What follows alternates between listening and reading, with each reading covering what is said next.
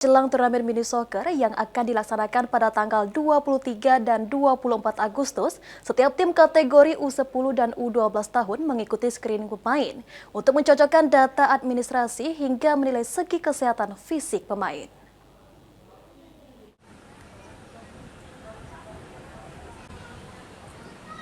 Jelang turnamen mini soccer PAL TV Sumatera Express Group Championship yang akan dilaksanakan pada tanggal 23 dan 24 Agustus, setiap tim kategori U10 dan U12 tahun mengikuti screening pemain.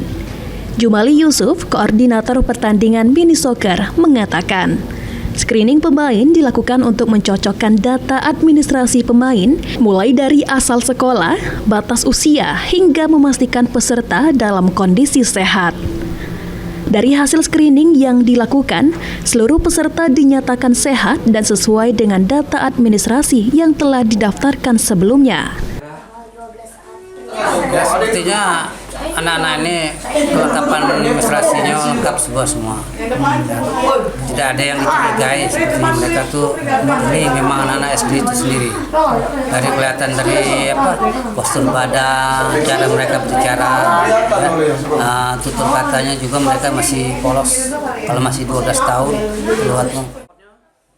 Sementara itu, pelatih Madrasah Ibtidaiyah Negeri atau Min 1 Palembang, Supriyadi mengaku meski hanya mengirim 2 tim untuk kategori usia 10 tahun, dirinya optimis sampai ke babak final, lantaran telah mempersiapkan turnamen sejak beberapa bulan terakhir.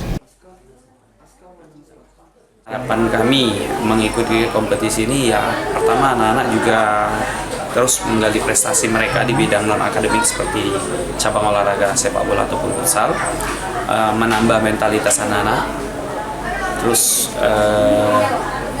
mempunyai keberanian dan kepercayaan diri.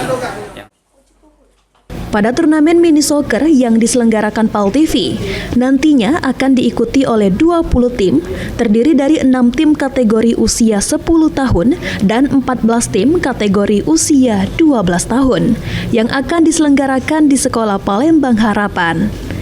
Eki Saputra, PAL TV.